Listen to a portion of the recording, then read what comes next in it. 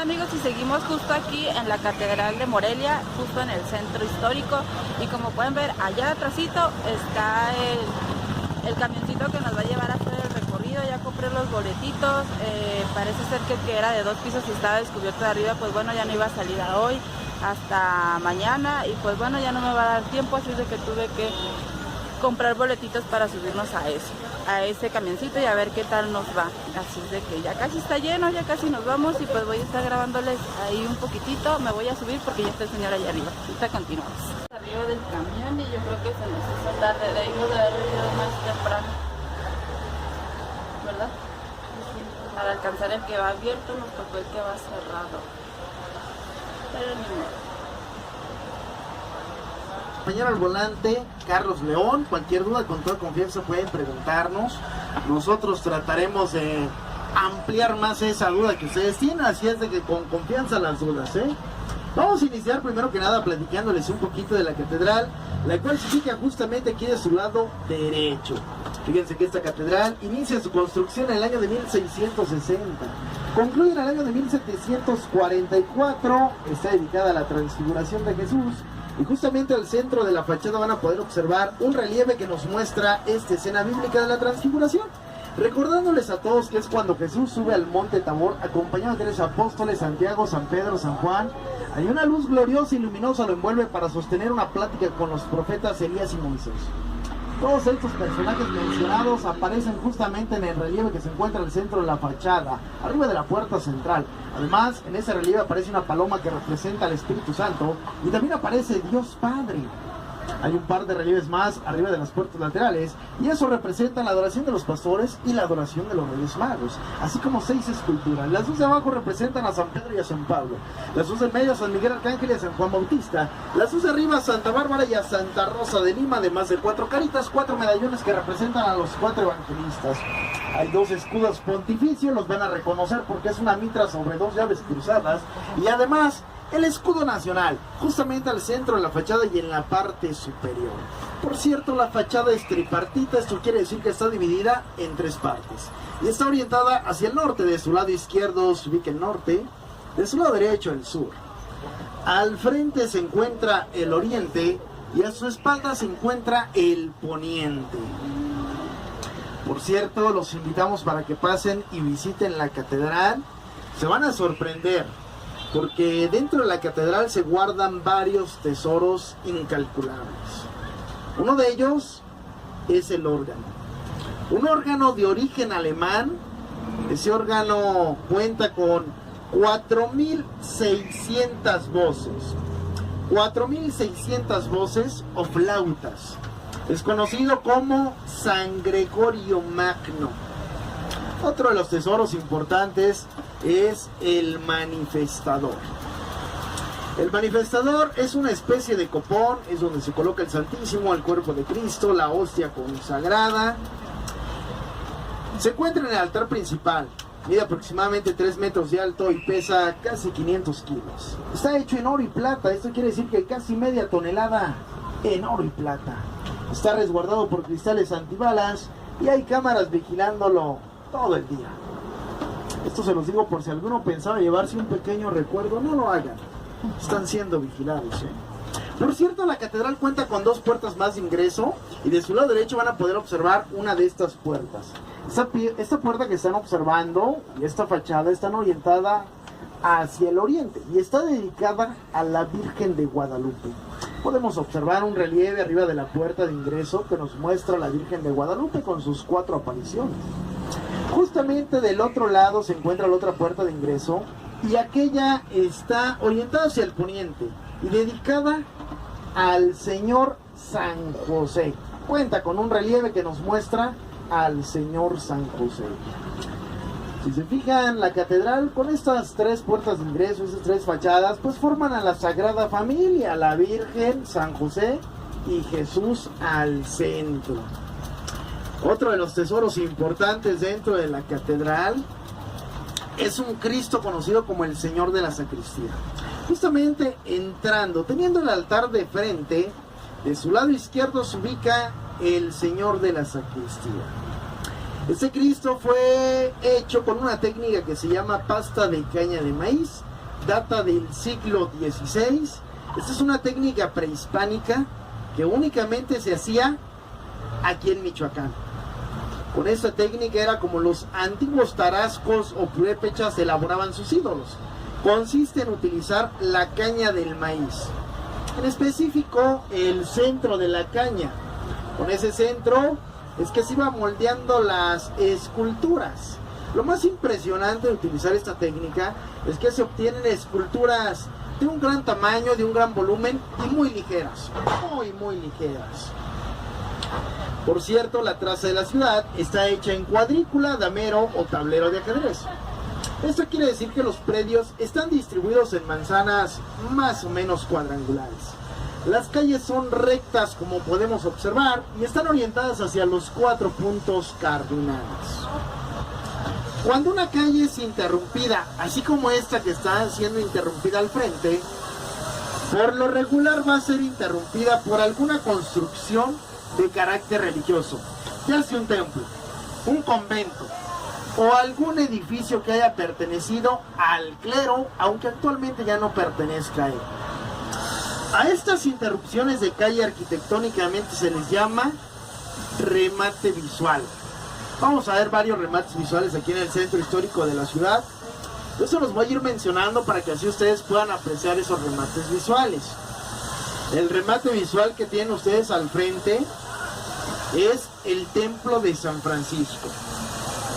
Vayan observando la fachada de ese templo, su torre, una fachada plateresca. Vayan observando que la piedra ya se ve bastante desgastada. A un costado del templo hay un portal, unos arquitos. Arriba de esos arcos, de ese portal, hay unas pequeñas ventanas. Arquitectónicamente esas ventanas se les llama conopiales por la forma que tienen. Justamente ahí donde están esos arcos, ese portal, es lo que hubiera funcionado como el convento de los frailes franciscanos. Actualmente es la Casa de las Artesanías. Ahí se encuentra una importante exposición de todas las artesanías que se elaboran aquí en el estado. La entrada es totalmente gratuita, por si alguno gusta pasar a visitarlo, con toda confianza puede hacerlo. No tiene ningún costo. Fíjense que ese templo que ustedes acaban de conocer es el más antiguo de la ciudad, el más viejo. Perteneció a los franciscanos. Los franciscanos llegaron a estas tierras muchísimo antes de que esta ciudad fuera fundada. Ellos llegaron para el año de 1531 a estas tierras. Cuando ellos llegan a estas tierras, estas llevaban por nombre Guayangareo. Ese era el nombre que le daba la primitiva población Matlatzinca y Pirinda a estas tierras. Guayangareo quiere decir loma larga y achatada. Esta primitiva población Matlatzinca y Pirinda estaba sujeta al señorío tarasco o señorío purépecha. Así es de que cuando llegan los franciscanos a estas tierras, ahí fundan todo un conjunto conventual del cual solamente pudimos observar que sobrevive una pequeña porción. A un costado del convento y un costado del templo estarían situados un par de capillas más. Una capilla sería conocida como la capilla de la Tercera Orden, la cual fue demolida. La otra sería dedicada a la Virgen del Rosario y también fue demolida. Solamente pudieron observar ustedes una pequeña porción. Fíjense que son los franciscanos los primeros en esta ciudad en utilizar la piedra como material de construcción. Esa piedra que podemos ver prácticamente en todo el centro histórico de la ciudad y que popularmente llamamos cantera.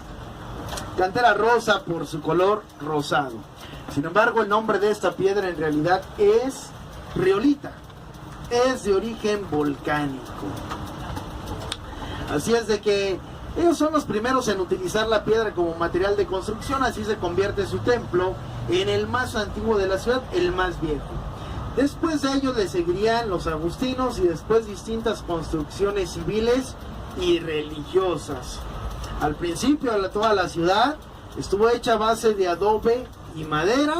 A partir de que los franciscanos utilizan la piedra, es que se empiezan a hacer distintas construcciones. Por cierto, el escudo de estos frailes, ustedes lo van a reconocer porque es una cruz sobre dos brazos cruzados.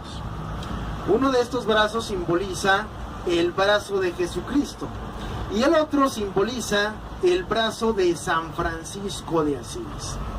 Cada una de las órdenes religiosas tiene su propio escudo para así diferenciarse de las distintas órdenes religiosas. Más adelante les comentaré acerca de los distintos escudos de las distintas órdenes religiosas. Como les decía, la ciudad fue sumamente religiosa, tanto que llegaron a haber más de 30 templos aquí en el centro histórico de la ciudad.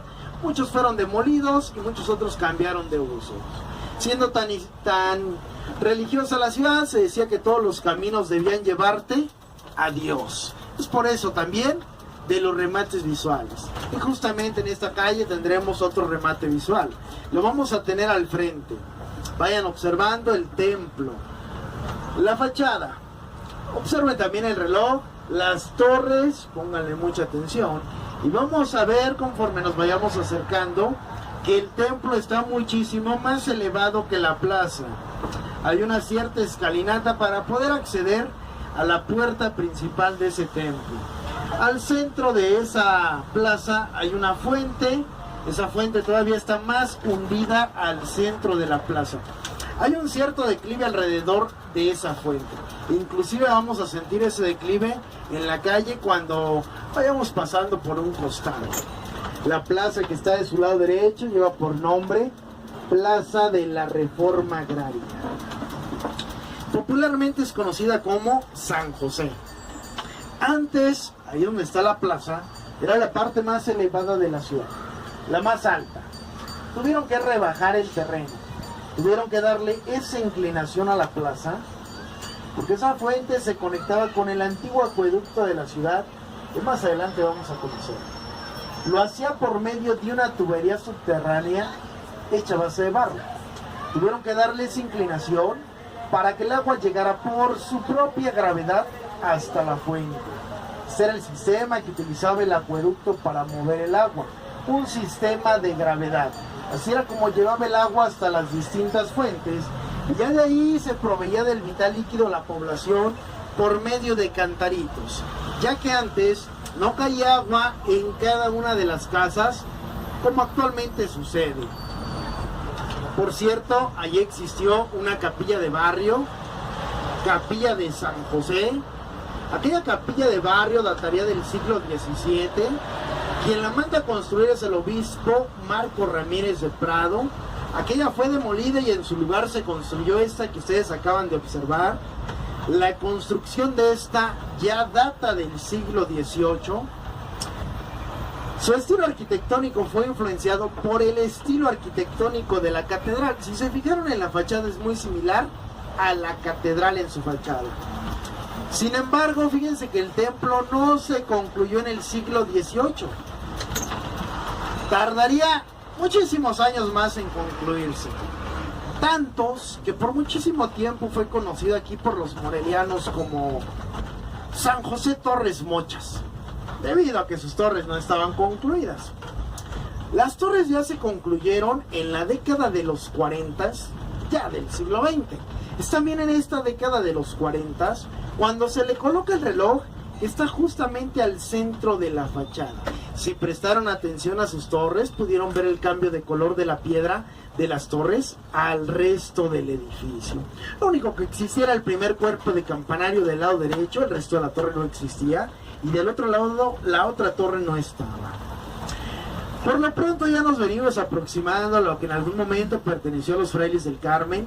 Esta sería la cuarta orden en arribar aquí a Valladolid, llegando para el año de 1593 estas sierras.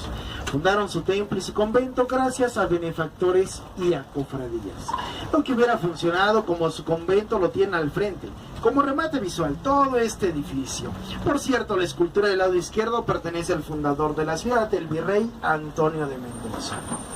Después de las leyes de reforma, los frailes son exclaustrados de su convento. Después de eso, se le dan múltiples usos a este lugar. Este lugar fue sede de la primera caballería del estado. Funcionó como terminal de autobuses foráneos, como bodega, como garage. en algún momento quedó abandonado y deteriorado. Es rescatado ya en la década de los 70, ya del siglo XX, para años después convertirse en la Casa de la Cultura. Hace algunos años se impartió un taller conocido como chatarrería, con el cual se hacían esculturas con chatarra, como las que van a poder ver ahí de su lado derecho, en el patio. Ahí las pueden ir observando. De hecho, vamos a ver dos personajes conocidísimos, Don Quijote y Sancho Panza. Actualmente sigue siendo la Casa de la Cultura de la ciudad y se siguen impartiendo diversos talleres, entre ellos danza, música, pintura. Por cierto, el conjunto conventual tuvo múltiples etapas constructivas, eso lo vamos a notar claramente en sus cúpulas. Cuenta con 4 cúpulas de diferente tamaño y de diferente estilo arquitectónico.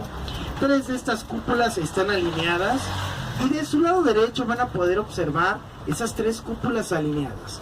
La más pequeña es la más austera y de allá la más suntuosa. De la más pequeña a la más grande, 3 cúpulas alineadas. El campanario arquitectónicamente se le da el nombre de espadaña y este está sujeto por arcos botarales que hacen de contrafuerte.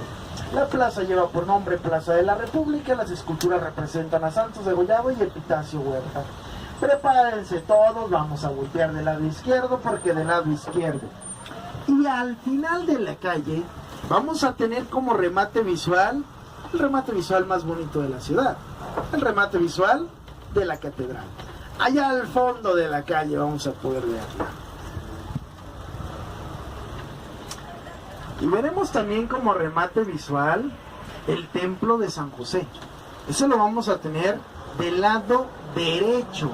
Del lado derecho, y allá al final de la calle vamos a tener el templo de San José como remate visual. Desde aquí alcanzaremos a apreciar mejor sus torres, las cuales parecen culminar con 2 especies de campanas. Allá las estoy viendo. Justamente desde este lugar alcanzamos a apreciar 3 templos al mismo tiempo: la catedral, San José y el Carmen. Un terreno que pertenecía a estos frailes del Carmen se extendía a 5 hectáreas. Esto quiere decir que lo que están viendo de su lado derecho en algún momento fue parte del conjunto conventual. Después de las leyes de reforma que son exclaustrados, es fraccionado también su terreno. Su escudo ustedes lo van a identificar porque es una cruz sobre una figura triangular. La figura triangular representa al Monte Carmelo. Hay 3 estrellas en la parte superior y estas representan las virtudes teológicas de la fe, la esperanza y la caridad. Por cierto, el día de mañana no se pueden perder el encendido de la catedral. Están todos invitados, ¿eh? Cada sábado sin falta alguna se lleva a cabo este encendido de la catedral. Este se hace con juegos de luces, hay un audio acompañando todo este espectáculo y es conocido como Luces de Catedral. A las 9 de la noche es la cita, pero ya desde las 8:30 váyanse acercando a la catedral para que vayan eligiendo el mejor lugar para disfrutar de este espectáculo. Ya lo saben, el día de mañana. Vayan observando los muros del edificio que se encuentra de su lado izquierdo, como son bastante gruesos. Esto se debe a que este lugar funcionó como cárcel para clérigos. En este lugar estuvieron recluidos curas importantes de la independencia de nuestro país, como lo fue José Guadalupe Salto, un cura insurgente el cual estuvo recluido en ese lugar y el cual fue conducido a la plaza principal para ser fusilado. Esto en el año de 1812. Otro más, Mariano Matamoros, brazo derecho de José María Morelos, también estuvo recluido en ese lugar y también fue conducido a la plaza principal para ser fusilado. Esto ya en el año de 1814. Vamos a encontrarnos ahora con un edificio. Este edificio lo van a tener ustedes de su lado izquierdo y cruzando la calle en la esquina o en contraesquina cuando vayamos dando vuelta. El edificio que vamos a ver es el Hotel de la Soledad. Este es el más antiguo de la ciudad, data del siglo XVIII. Se fundaría como Posada de la Soledad. Es el más antiguo de la ciudad y también es el más caro. Ya que en la cuenta te incluyen el fantasma que se queda contigo. Recorrido de leyendas esta noche para que conozcan 3 de las leyendas más importantes de la ciudad. 10 de la noche. Recordándoles a todos que con el talón de su boletito les hacen un descuento. Si alguien gusta acompañarnos a este tour de leyendas en el tranvía, lo presentan allí en el módulo y ahí les hacen un descuento. Vamos a encontrarnos ahora con el primer teatro de la ciudad. Este primer teatro lo vamos a tener aquí en la próxima esquina y de nuestro lado derecho. Este primer teatro data del siglo XIX. Se funda como Teatro Coliseo, sin embargo a la muerte de Melchor Ocampo se le dedica a él y se le da su nombre, Teatro Ocampo. Actualmente sigue funcionando como teatro y en la parte superior hay un café. Al frente tenemos otro remate visual. El edificio que se ve al final de la calle perteneció a los jesuitas. Los jesuitas llegaron para finales del siglo XVI a estas tierras y ahí fundarían lo que hubiera funcionado como su colegio. Ahorita les sigo platicando más acerca del antiguo colegio, ya que si voltean todos de su lado derecho, al final de la calle van a tener como remate visual el Templo de las Rosas, dedicado a Santa Rosa de Lima. Increíbles sus retablos de madera dorada que se encuentran en el interior del siglo XVIII. A un costado de ese templo se ubica el Conservatorio de las Rosas, primer conservatorio de América, antiguamente el convento de las monjas dominicas. Más adelante les platicaré de estas monjas. De su lado derecho, lo que hubiera funcionado como colegio actualmente es el Centro Cultural Clavijero. Ahí se llevan a cabo importantes exposiciones de arte contemporáneo, la entrada es gratuita. Si observan las torres del pequeño templo de su lado derecho, se darán cuenta que ya no cuenta con campanas. Significa que ya no pertenece al clero. Actualmente es la biblioteca de la ciudad. A partir del año 1930 es que se convierte en biblioteca. Su acervo importantísimo de 22.901 volúmenes. Además, en el interior ustedes van a poder encontrar algunos murales. Vale la pena pasar y visitar la biblioteca de la ciudad.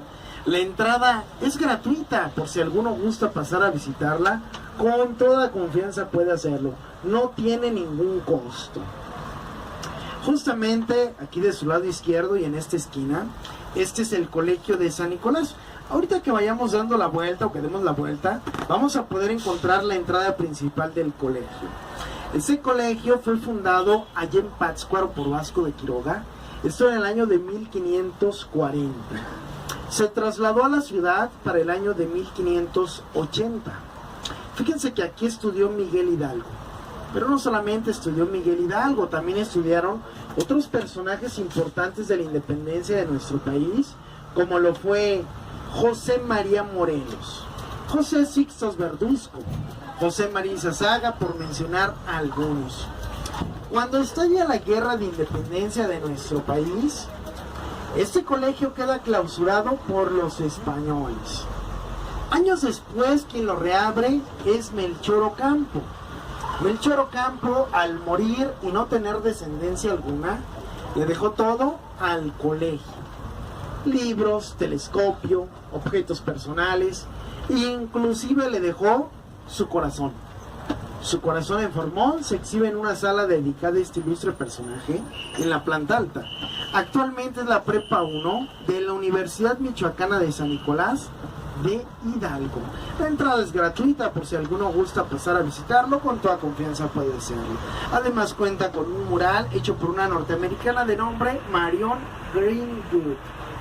Vamos a encontrarnos con la plaza principal de su lado derecho, la cual es conocida como Plaza de Armas.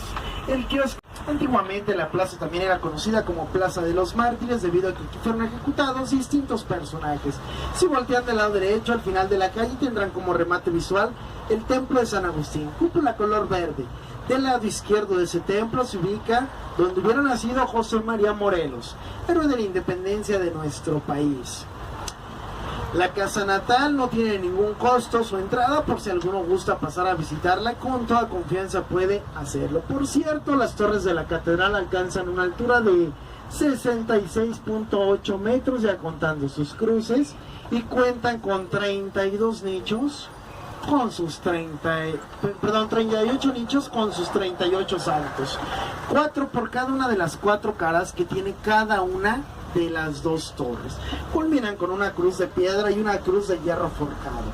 De su lado izquierdo estamos observando este edificio, que es conocido aquí por todos como el Palacio de Gobierno. Es en este lugar donde supuestamente labora el actual gobernador del estado, Silvano Aureoles Conejo. Cuenta la leyenda que ahí trabaja. Funcionó como seminario tridentino. Data del siglo XVIII su construcción. El interior fue decorado por el artista michoacano Alfredo Salce. Él se encargó de llenar de murales la bóveda de la escalera y los pasillos norte y sur. Vamos a tener una casona del lado izquierdo y en la esquina casona color blanca. Esa casona actualmente pertenece al Vancomer, es conocida como la Casa de la Conspiración. Antiguamente pertenecía a García Obeso. En este lugar se reunían los hermanos Michelena, Vicente Santamaría, por mencionar algunos. La primera conspiración es descubierta en el año de 1809. Sus participantes fueron apresados, pero sin duda alguna ahí nacieron todas las ideas de independencia de nuestro país. La casona que dice Banamex de su lado izquierdo perteneció al clero y funcionó como la casa del diezmo. Allí era donde se guardaba y recolectaba el diezmo de esta ciudad. Vamos a ver otra casona también del lado izquierdo, la tenemos aquí, en esta esquina.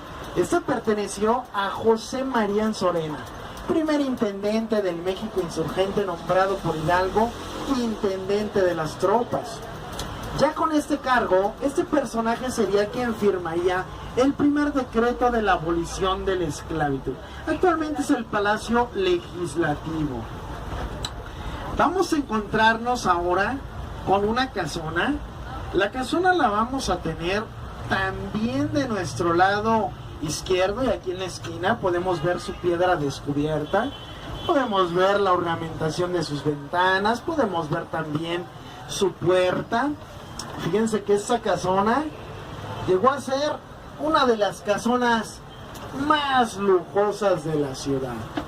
Antiguamente llegó a ser la única que contaba con un mirador. Esta casona también fue de las más importantes, pues perteneció al tercer conde de la Sierra Gorda. Y nos encontraremos con un pequeño templo del lado derecho y en la esquina. El pequeño templo que van a tener en la esquina data del siglo XVII. Tuvo una intervención en el siglo XIX. La fachada ya es del siglo XX. La fachada fue elaborada por el arquitecto Manuel González Galván. El pequeño templo lleva por nombre del Espíritu Santo y de la Santa Cruz. Vamos a tener dos remates visuales en el próximo cruce de calle, así es de que si quieren apreciarlos hay que voltear rápidamente hacia ambos lados para poder apreciarlos. Del lado izquierdo al final de la calle, Templo de San José, del lado derecho, Templo de San Francisco, ambos por fachadas laterales. Así es de que izquierda San José, derecha San Francisco. Ahí podemos verlos, los dos templos por sus fachadas laterales. Ya los habían conocido también por sus fachadas principales. Hay un templo del lado izquierdo, el cual cuenta con una portada pareada. Su torre es bastante peculiar porque está adornada por columnas salomónicas y está rematada por una escultura en bulto de Santo Domingo de Guzmán, dedicado a Santa Catalina de Siena. Y justamente a un costado del templo vamos a poder ubicar este otro edificio. De este edificio vamos observando las ventanas, como están ricamente ornamentadas al puro estilo afrancesado. Esto se debe a que esas ventanas serían colocadas en la época del Porfiriato.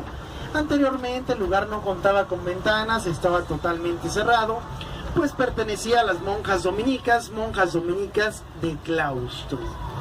Las monjas de claustro son aquellas que una vez que ingresan al convento hacían un juramento para no volver a salir de él. Así es de que una vez que ingresaban a ese convento no volvían a salir ni muertas, ya que ahí mismo eran enterradas.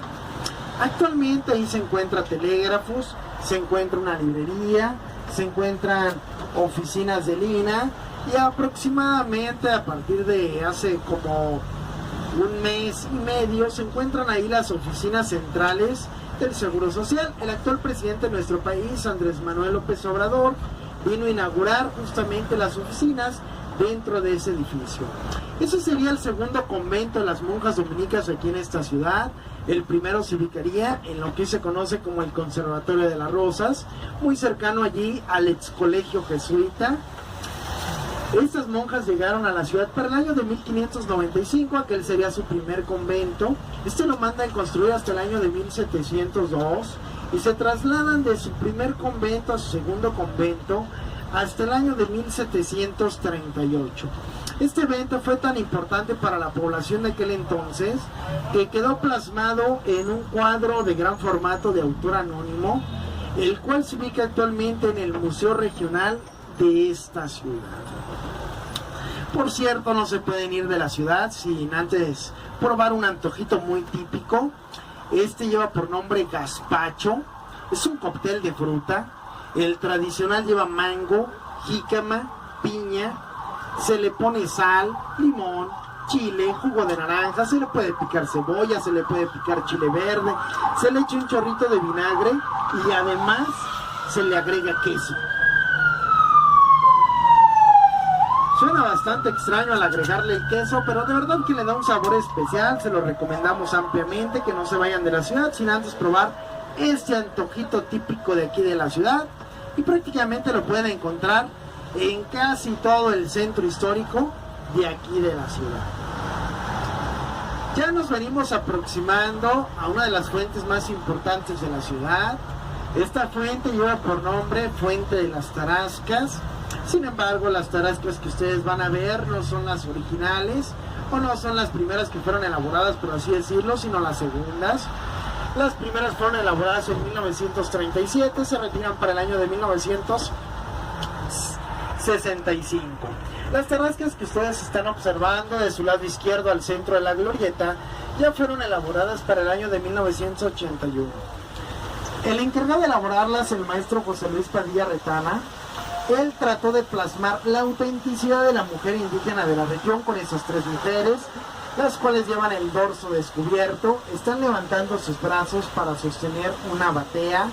La batea contiene diversos frutos y ellas están hincadas en lo que aparenta ser un basamento piramidal. A los basamentos piramidales en Michoacán les llamamos yacata. Yacata en lengua purépecha quiere decir amontonar piedras con lodo, y esa yacata está decorada con múltiples caracoles. Si observan la falda que llevan las mujeres, podrán observar ustedes que es una falda tablerada. También van a poder observar que llevan un rebozo en sus cabezas. Estos dos son elementos importantísimos de la vestimenta típica de la mujer aquí en Michoacán.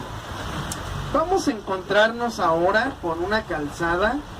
Es una calzada peatonal, la cual siempre ha sido peatonal.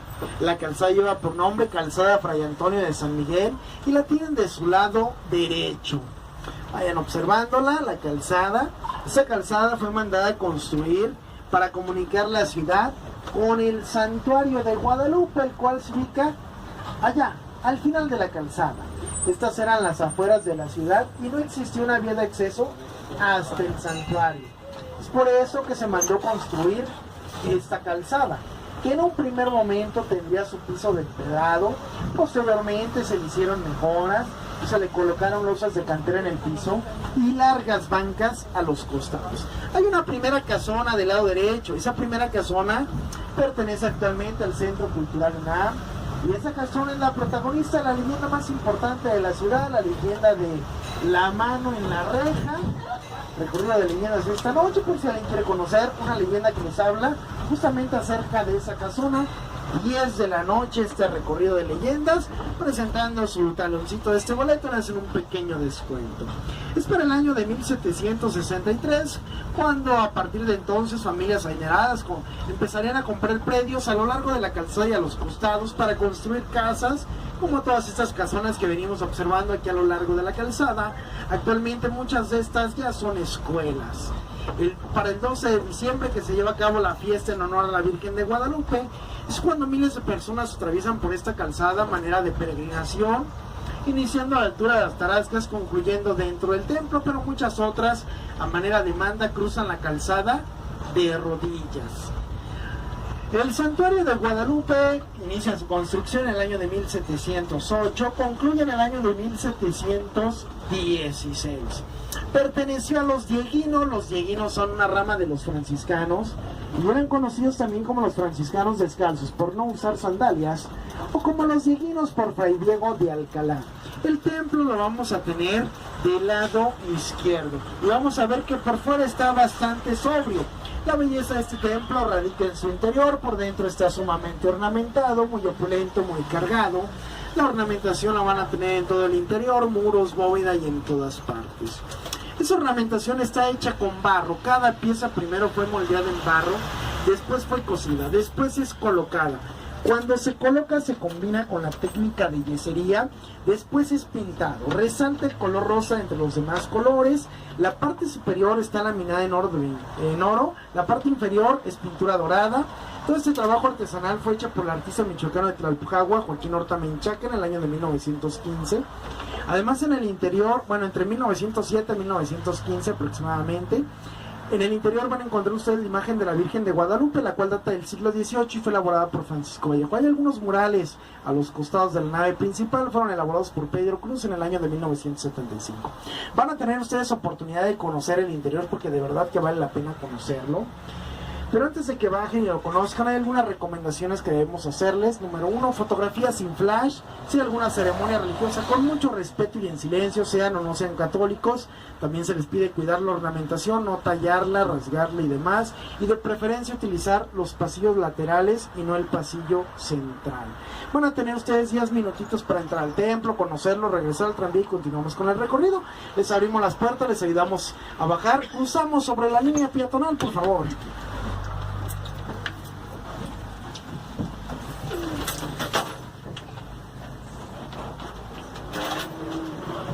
Para que bajen de ladito, un poco por los escalones y por aquel lado.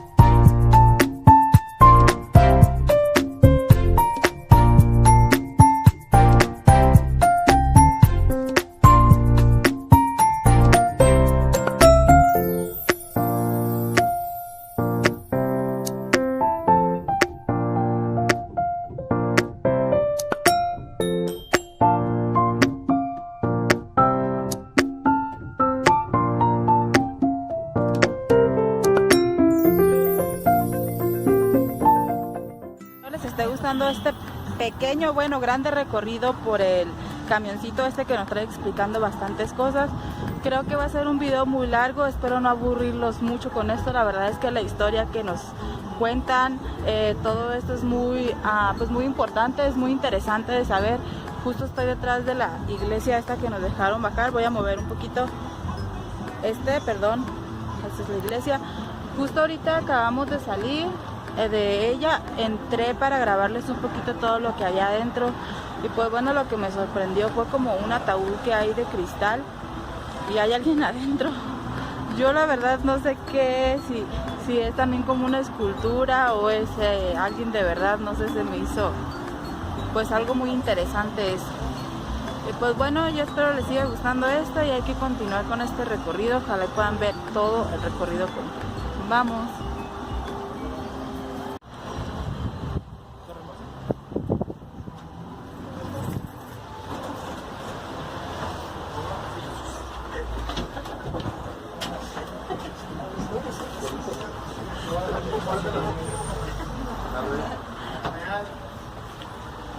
Vamos.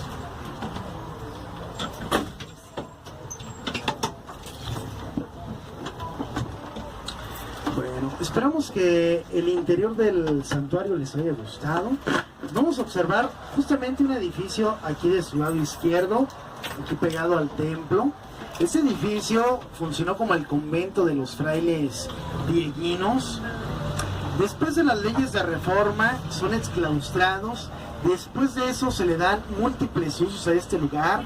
Este lugar funcionó como hospital, funcionó como cuartel. Actualmente es una escuela. Es la Facultad de Derecho y Ciencias Sociales de la Universidad Michoacana de San Nicolás de Hidalgo. De su lado derecho vamos a encontrarnos con una plaza. La plaza lleva por nombre Jardín Morelos. Vamos a encontrar en este bellísimo jardín una escultura ecuestre.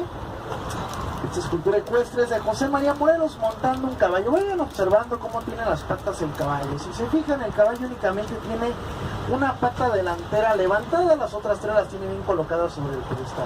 Hay un par de esculturas más acompañándolo, una al frente y otra atrás. Esta representa la patria y la libertad. Hay un relieve, el relieve representa la batalla de Cuautla. Hay otro relieve del otro lado, el cual representa la promulgación de la Constitución en Apatzingán. Hay una regla, y esta es una regla universal para todas las esculturas ecuestres, la cual dice lo siguiente: hay que fijarse muy bien cómo tiene las patas el caballo, porque eso les va a decir de qué forma murió el personaje que lo monta.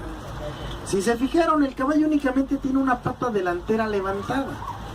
Eso quiere decir que el personaje que lo monta murió fusilado. Si el caballo tuviera las dos patas delanteras en el aire, esto significaría que el personaje que lo monta murió en batalla. Y si el caballo tuviera las cuatro patas sobre el pedestal, ninguna levantada, ninguna al aire, eso significaría que el personaje que lo monta murió de causas naturales.